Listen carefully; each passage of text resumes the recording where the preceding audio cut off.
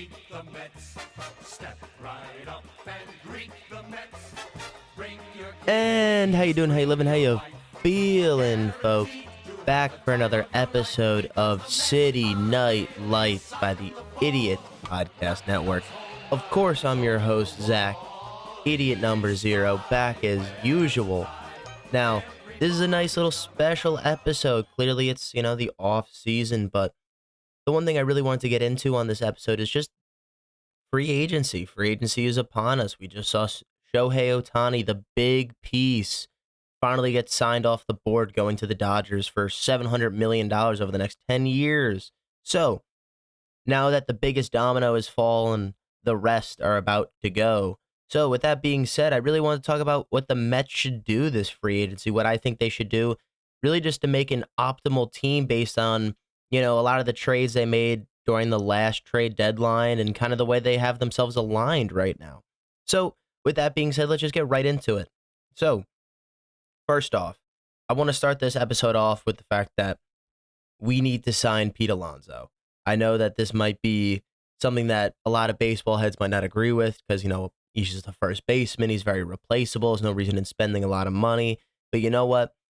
The one thing is, I will say, regardless, Pete Alonso is the heart of this team. He's the face of this franchise. He's the guy that I feel all Met fans really can rally around. And he's someone that the Mets really need to stay in the organization. We've never really had a power hitter like this since Darryl Strawberry, and I think it'd be a mistake to let him walk just because Pete Alonso, he's a guy who might be able to really do the 40 home runs a season type thing, and that would be pretty cool for the Mets to have a guy who hit 500 career home runs in our franchise. So I really think Pete Alonso, whether he's a luxury or not, whether you believe we should sign him or not, I think that regardless of the price, because I don't think we're going to need to pay any exorbitant fee, I think we need to pay Pete Alonso, whether that's, he's a 29-year-old, let's say we give him, 175 for 6 or something similar to that. I feel like he can get similar money to Freddie Freeman. It's not far off. Pete Alonso is one of the best hitting first basemen in the entire league. I mean, if you put him at the DH position, he'd be just as good. So I really believe that we need to sign him, just outright. So I'm punching up first baseman contracts right now. I just want to get the highest active first baseman contracts. So I'm going to discount Bryce Harper because he's not a true first baseman. So we see Matt Olson at about 21 mil a year, Freddie Freeman at about 27, Goldschmidt at 26. I'm saying give the guy 20. You're telling me he's not worth what Rizzo's worth? Like, come on. I'll take him all day over Rizzo. I'll take him all day over Abreu, all day over Josh Bell, all day over Muncy. I mean, Jesus Christ, I'll take him all day over Rhys Hoskins, and look at what he's probably going to end up getting in the market after not playing this entire season. So give the man a 8-year, $20 million deal. I would love to see Pete Alonso on the Mets for his entire career. Now, outside of a very easy thing for any Met fan to say and identify and truly hope their organization follows through with, we're going to get into the actual meat of this free agency. So with that being said, I really think that the Mets need to sign 2 bats, right? I don't think we need to overspend. I don't even think we need to spend a ridiculous sum of money this offseason. Really, I think we just need to get some solid pieces to build this lineup in a proper way so we can allow some of our younger guys to come up through the system and see if they have any juice or if they're just, pieces we need to trade and move on from. So some of the batters I identified that we should really go after. I identified batter number 1 I'm going to go with is JD Martinez. I think he should be our number 1 target. I know he's on the older side. JD's been a very valuable player throughout his career. He's been a consistently solid bat in the lineup. And although his defense is definitely suspect, you're going to have him play DH. And I'd be really happy to have this absolute righty masher, on our team. He's just a solid bat. That's all I could truly ask for in this day and age. I mean, he's been to the last 3 All-Star games. He's been a solid player. Last year, he had 33 home runs, 103 RBIs, his age 35 season. I'm willing to give him a 2-year, $30 million deal. I think that's appropriate. Maybe we can get him on a little bit shorter, a little bit less money deal, or maybe we get him on a 1 year with a club option or a 1 year with a club slash player option. I'd be intrigued to see, but I think just getting a real consistent batter, someone who's been a true professional in the league for a long time, 13 years in the league. The guy's been pretty much hitting at a 275 plus clip for his entire career. I mean, he had a good stretch where he really didn't get below 300, 300 average for about 4 or 5 years. So it's just someone I'd like to pick up, someone who has a lot of true experience and someone who you could plug in this lineup. And I think he helps a guy like Nimmo. I think he helps a guy like Pete. I think he helps a guy like Alvarez, just in terms of approach and learning how to actually be a quality batter, bat in and bat out. So we'll move off of JD. I think he'll, you could stick him in the outfield a couple times here and there, but like I said, we'll move off of JD. He's my personal number one target. Now, my number two target, I think some people might think it's a little interesting. Personally, I think we could get him on a cheaper deal, and I think he might be beneficial for the Mets in more ways than one, and that guy would be Tim Anderson. Now, I know that this might be a little bit confusing. Why would you want to go after Tim Anderson? He's a shortstop. He's never played anything else. Well, I think Tim Anderson could be a guy we could plug in at second base, move McNeil into left field, and let McNeil, when he needs to, he can come in and play second. But I think it's time to either move McNeil into left and keep him there, or we could do that with Tim Anderson. The guy's defense isn't the greatest. Maybe we have Tim Anderson do a little DHing. He's been a quality bat throughout his career, normally at the top of the lineup.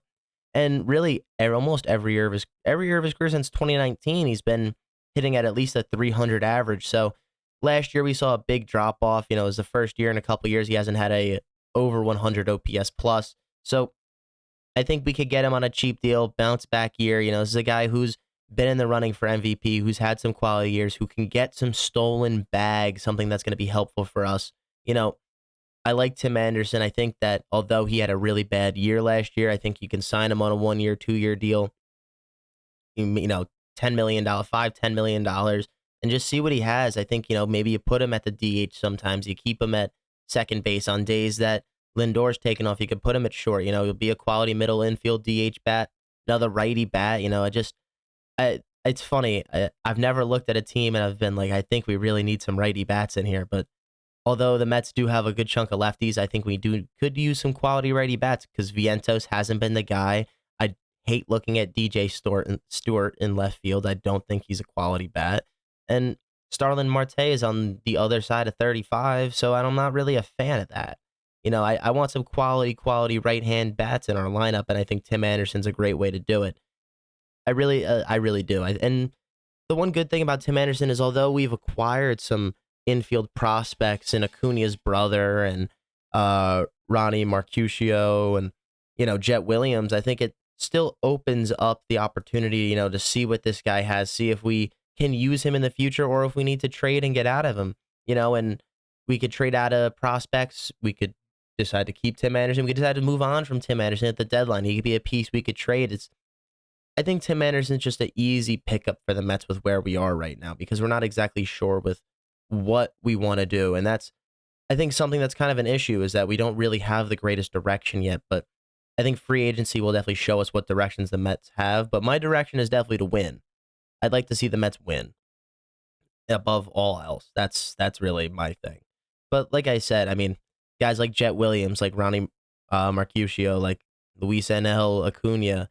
I mean, we got a bunch of guys who are playing middle infield and they're trying to play them in the outfield just because, we have McNeil in there. But maybe we should see if we could bring in a guy like Tim Anderson to keep us, above 500 in the MLB and see what these guys can do. If they develop and they can come up and play, they can come up and play. Maybe Tim Anderson isn't the guy. We can move him to short. We could get these guys at bats. But I think at the end of the day, we need to be okay with signing a couple short-term deals here to really allow our young prospects to come up if we decide that's the right move. So I'll move on to my next guy here. And my next guy is an old school Met, Justin Turner. Now, I know Justin Turner's old man. He's on the other side at 39, I believe. And, he's been another guy that since he's left the Mets, went to the Dodgers, a little bit later in his career, and ended up blossoming into an amazing player from his age 29 season all the way pretty much till, you know, till today at his age 38 season. I think this is a guy that the Mets could bring in and, potentially play at second base on days we need him to play second, play some third base, play some DH. He's just a quality guy who can play a couple of positions and really help us out. He's not necessarily the greatest fielder, and I don't expect him to be the greatest fielder. He's getting a little older in age. He's never been that guy. But the utility aspect of him is definitely beneficial. He's been a quality at bat for over 10 plus years.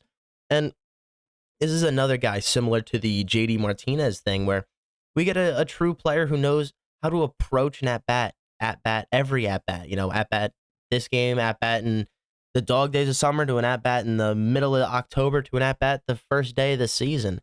It's just, it's very helpful when you have a great approach every at bat. And I think that Justin Turner, similar to JD Martinez, can really give our team that extra oomph in terms of that. And he's another guy he's an older dude. We could see what our prospects have. You don't feel bad about trading out of him at the deadline. Even if we're in a win now situation, it's similar to Tim Anderson. We can be in a win now situation with these guys and still feel okay with moving off of them. I was actually saying more for JD Martinez. Maybe if we're in a losing situation, you would trade him out. But Tim Anderson's a young guy. He's only 30, going to turn probably 31 by the time the season starts. But we need one of these. We need at least two of these guys. Now, I have two more guys up on the list for this, for the batters. And the first one, the fourth one, I apologize, folks, is going to be Hunter Renfroe of the Angels.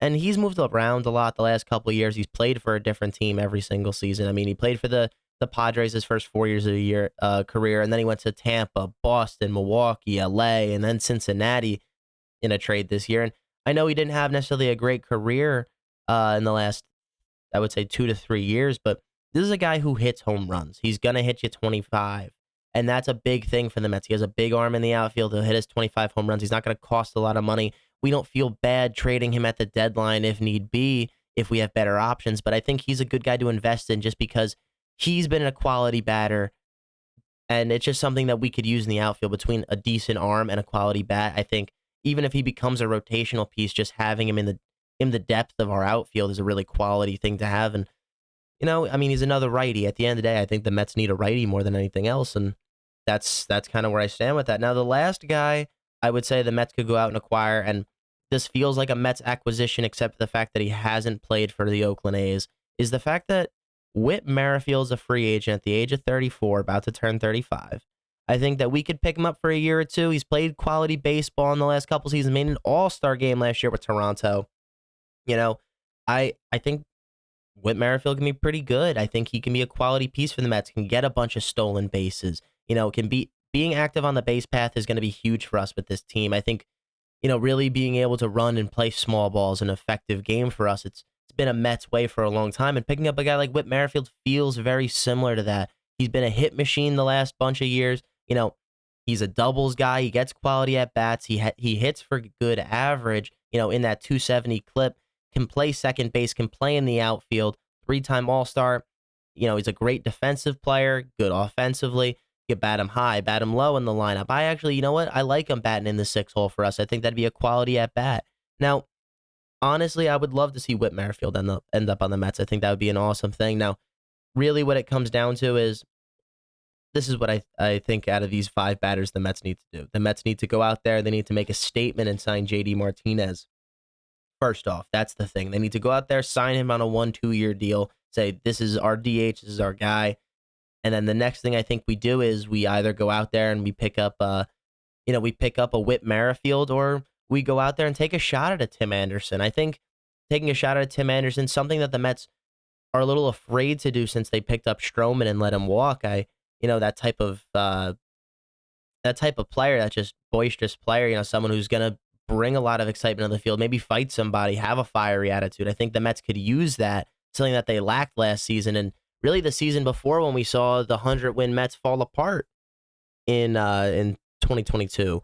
So I think there's some possibilities here. I think Whit Merrifield or I really like Tim Anderson. I think adding Tim Anderson and JD Martinez would be awesome, but I think it's more logical if the Mets went out there and got out Whit Merrifield. Now, with that being said, I would talk about the Mets signings here, especially, but I don't care about Joey Wendell. I kind of hate that we even signed Joey Wendell. I don't care that he's a lefty bat.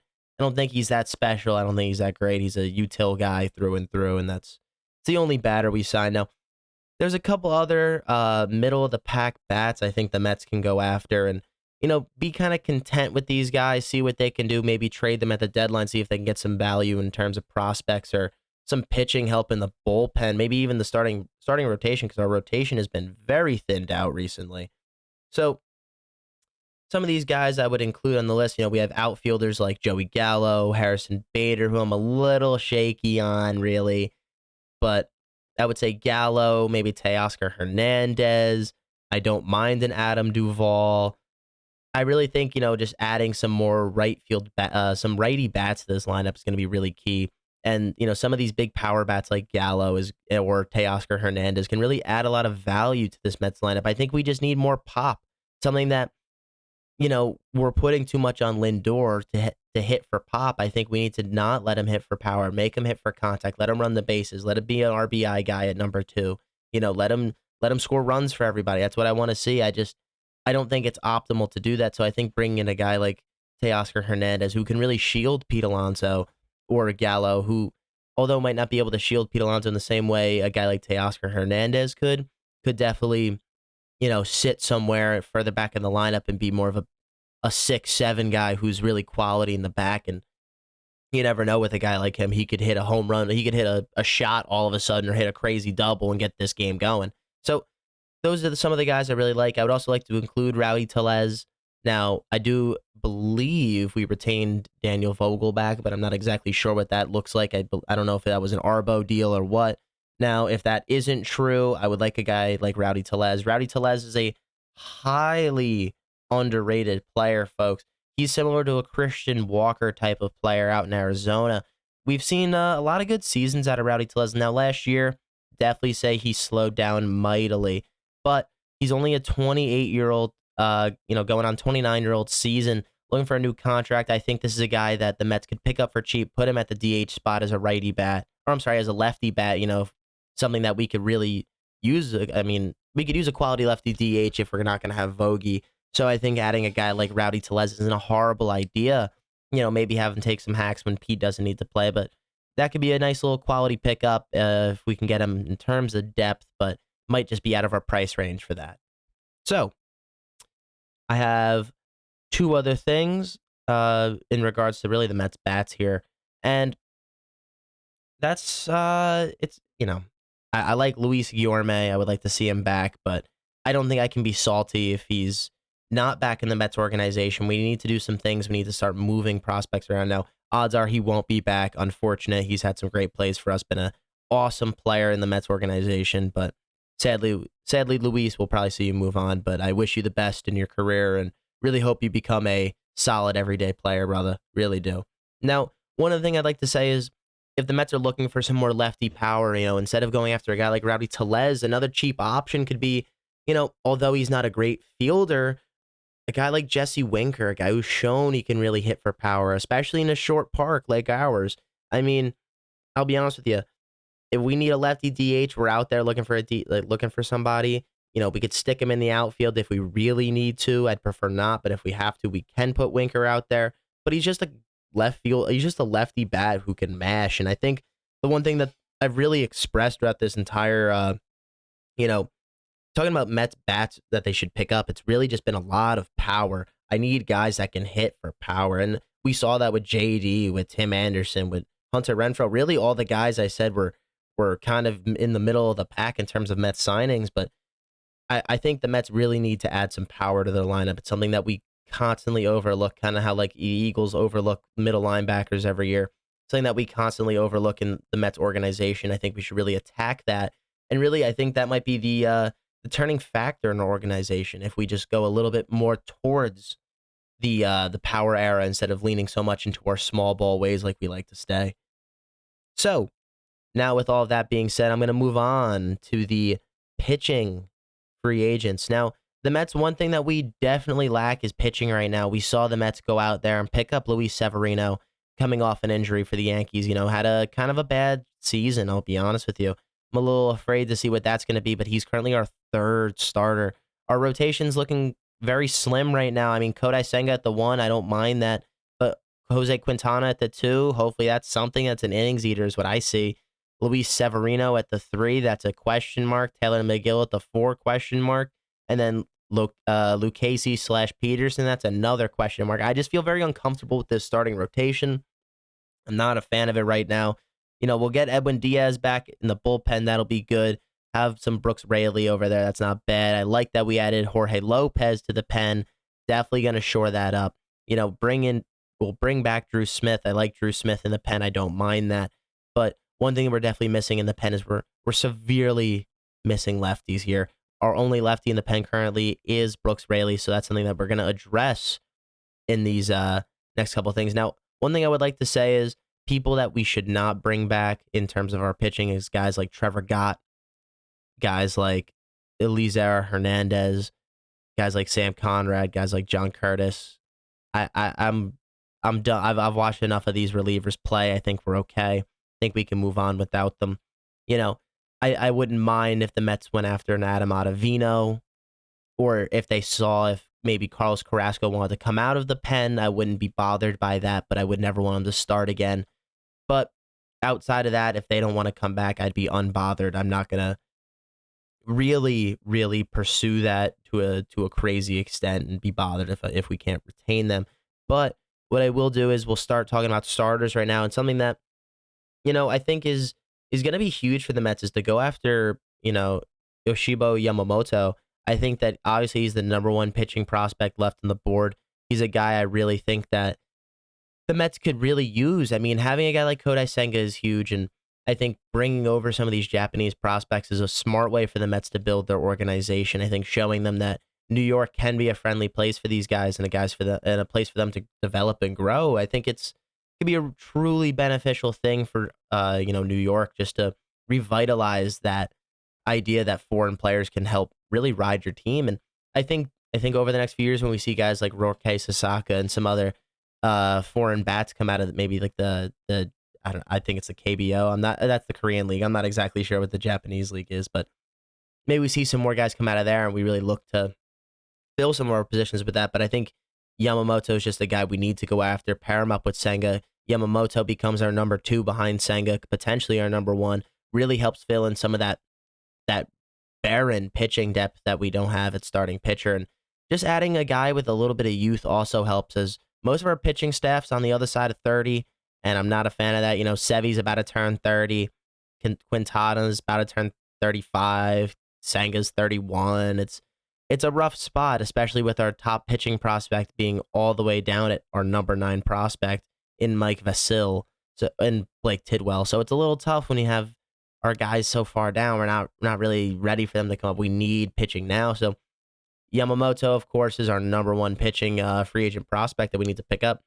Number 2, I'd go, there's a couple other guys I have on this list, and I don't want to necessarily rank them, but I think these would be some smart signings for the Mets. I would like to see the Mets go after a guy like Eric Lauer. Now, Eric Lauer, not necessarily a household name. Man's played for the Brewers for a couple of years, has a very kind of interesting pitching delivery, similar to that of, teammate Corbin Burns. Now, he's played pretty well over the last few seasons. Now, last year, we did see him kind of fade into the mist, but 10 games, a little injury issues. But in the few seasons he's had prior, we've seen him really be a pretty effective pitcher throughout his whole career, never really having an ERA over 4 over 4.5 in any season, with over 24 starts. So I'm genuinely impressed by the guy. I think that we can get him for fairly cheap as a 29-year-old. I think that we don't need him to be necessarily a 1 or a 2, but I think he can develop into a 1 or a 2 with the way that we've been able to develop pitchers. I think this is the type of guy that would really, really help the Mets, and we don't need to flush him with cash either. I don't think that this is going to be necessarily a super duper expensive spend here. Now, I'm on Sport Track. If I go to, let's see, where are you, Eric Lauer? Where are you? So it doesn't have him with any necessary. He doesn't really have a market value up right now. Last year he made about $5 million. I'd be willing to put out 7.5 million, see what he has for a couple years. I'm very into that. Now, something else I'd be willing to do is I also like Jack Flaherty. Although he did not have the best season last year, and by any stretch of the imagination have the best season, I think that Jack Flaherty is a guy that can really help us being on, just turning 28. We have him for 28, 29, get him for 30, have 3 quality years in his relative youth. And he's been more of an innings eater throughout his career. We've seen him have some early success in his career, but over the last, I would say, 2 years, he's just kind of fallen off the face of the earth, just spiking in ERA. But I think that this is a guy we can take a cheap bid on and really see what he has. I think we can take a shot, maybe a 2-3 year deal for a relatively cheap value, something that can just really help with the pitching depth again. And not only just that, but add some youth to our pitching rotation. And really, I like to see quality players on our team. And I think that Jack Flaherty can be a quality player on our team and really, really help us. Now, the youth in the starting pitching, I think, is important. We need guys to go the distance. And although he is a righty, and Lauer, I believe, is also a righty. Let me just double check that. Sorry, folks. Computer's not always the quickest. Oh, I'm sorry. Lauer's a lefty. So picking up Lauer would actually be way more valuable for us than I think we expect. I would love to see them go after Lauer. If he's our 4th starting pitcher, I think that's awesome. Even if you have him above Sevy, I don't mind. It just anywhere from 3 to 5 is things we really need to fill out. But Lauer or Flaherty would be cool. And another guy is Michael Lorenzen. We saw him pitch for I believe he pitched for the Tigers, then moving on and getting traded to the Phillies this trade deadline. And he made the All-Star game, pretty much got an All-Star game bid just because he was the only guy the Tigers having a halfway decent season. Now, I'm not saying he's the greatest pitcher in the world by any stretch of the imagination, but this is another guy that we can get that's relatively kind of young. He'll be 32, but we can get for a relatively cheap deal and really just see what he has. Now, I would say it says that he's worth about $9 million. I'd be more willing to pay him about 7.5, similar to Eric Lauer. Actually, I'd be willing to pay Eric Lauer about $11 million, to be honest. I'd like to see him added to the squad. So it's an interesting matchup. Why is Michael Wacha at $18 million? He's not making $18 million. No way. No chance is Michael Wacha making that kind of money. You're out of your mind. Yeah, I don't think Waka's making the money they think he's making. Yeah, Spotrac has his market value at $18 million. That's crazy. But yeah, I think those are really some of the pitchers we should go after. Now, some of the other pitchers I wouldn't necessarily be afraid for the Mets to look at is, although Stroman doesn't make necessarily as much sense being, he's going to be on the other side of 33, really entering his first season, his return with the Mets. And I just don't think his time frame really fits with us. I don't think adding a pitcher of that age really does anything for us right now. And I don't know if that's necessarily the smartest decision. I'd be more willing to wait to next year, see what's available, and just to get a quick jump on that. I want 2025 computer. And just to get a quick jump on that, we see guys like Wheeler available. Patrick Corbin's coming off. That's funny. Glass now. Let's see. Max Fried, Corbin Burns, Shane Bieber, Walker Buehler, John Means, Adrian Hauser. Yeah, there's even Ryan Yarborough. I'm not afraid of. Michael Soroka. Like, there's definitely some pitchers that are there that I'm not afraid to go after next season, and I'm sure there'll be players available for trade as well. But like I said, I think that oh, this is cool. Love when the computer just goes crazy. Oh, stop. Okay, I'm gonna just keep talking to this. So I think Stroman doesn't necessarily make a lot of sense, but he's definitely an option for the Mets. Some of the other guys in terms of starting pitching I'd be looking at would be Frankie Montas. We might be able to get cheap, coming off of injury for the Yankees. A guy like Johnny Cueto might be able to just fill some depth, pitch some innings. Might not necessarily be the most quality anymore, but definitely can get the job done. And then I also have guys like Jake Odorizzi. I don't mind him. Lucas Giolito. Now he's a higher value player. He's a little younger now. If I remember correctly, I believe Lucas Giolito is 26, turning 27. Now, let me double check that. He is 29, so I am wrong. I don't know if you want to go after Giolito. I'd be kind of afraid to touch that project. But the one thing I wouldn't be afraid of is if you're able to get him for cheap, that's another guy I really don't mind the Mets going after. Same thing with Trevor Bauer. I'm not afraid to take a shot at some of these guys because at this point, more than anything else, the Mets just need to take shots in the dark and see what they can get and what they have at the end of this season, because we cannot truly be all in for this year. I think we need to just structure this team. We can structure this team to win, and they can have a great year and even win a championship. But I think there's going to be moves that are going to be needed to be made at the deadline, and especially depending on what we do with our starting pitching and how it performs, I think we can have issues. But taking some of these shots, I think, can be very beneficial because I like Senga. I'm not worried about Senga. I would like to see maybe, it between Quintana, Sevy. Let's say if we picked up, let's say we picked up Lauer and Flaherty, and maybe we picked up Cueto. All those guys are question marks to me. Everyone after Kodai Senga, and if we picked up Yamamoto, are pretty much a question mark. And I'd really like to see just us to take some shots. Really, Eric Lauer is my number 2 overall guy that I really want the Mets to go after. I think he would be an awesome, awesome player for us, but we'll have to see what happens. So, with that being said, we're going to move on to the relievers. I know this episode's getting long, folks, but I have some stuff I wanted to get off my chest about the Mets. It's been a while since I've had an opportunity to really talk about the Mets. So, with that being said, in terms of relievers, I know a lot of people might think this is silly, but to go after guys like Kluber and Carrasco, who are a little bit older in their careers,